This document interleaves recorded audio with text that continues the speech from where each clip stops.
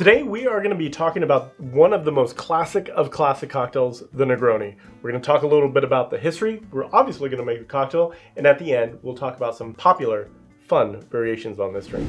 Hey everyone, I'm Chris from A Bar Above. I'm a 15-year veteran of the bar and somebody that loves making delicious and fun cocktails. So we're going to make the drink here in a second, but before we do, let's talk a little bit about the history of this drink. We have two different camps. We have the Italian camp and we have the French camp. So the Italian story is that Camillo Negroni goes to the United States, becomes this big personality out there, learns to be a cowboy, and then comes back to Italy, sits at a bar, and he orders a cocktail called the Americano, which is Campari, sweet vermouth, soda water, but he replaces the soda water with gin. That's the Italian origin story of the Negroni.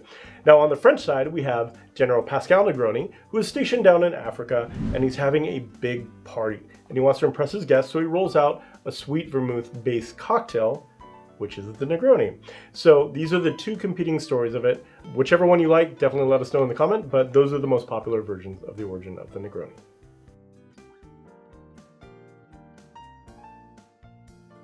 So the Negroni, to me, lives in a similar cocktail family as the Manhattan or the classic gin martini, something that I call the spirit-forward cocktail family.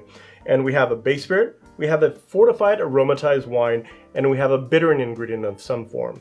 So to make the Negroni, we're going to add 1 ounce of gin right to the mixing glass, 1 ounce of Campari,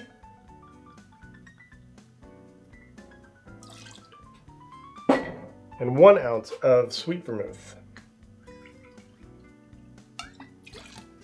Now we're going to add a lot of ice, we're going to stir, and we're going to serve it over fresh ice here in this glass. So we'll go ahead and get that prepared.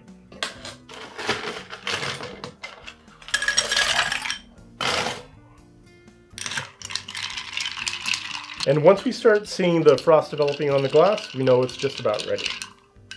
We're just going to go ahead and take our julep strainer, strain it into our glass.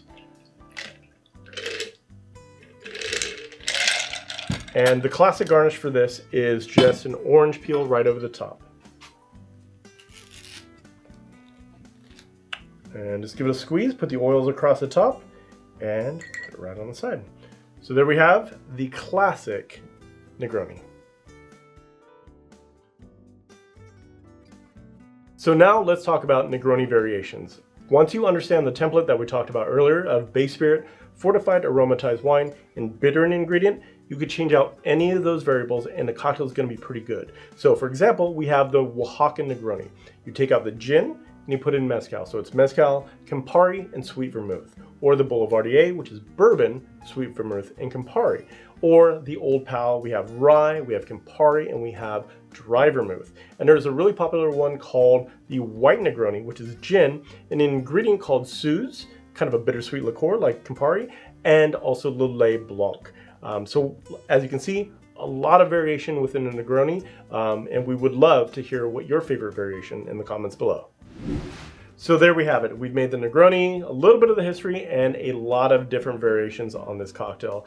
So you've watched a lot of YouTube videos in the past, you know what to do. Hit the like, subscribe, and the bell icon, and anytime we make cocktail videos like this one, you'll get notified. But until that point, I hope you guys have a fantastic Negroni or Negroni variation, but until then, cheers.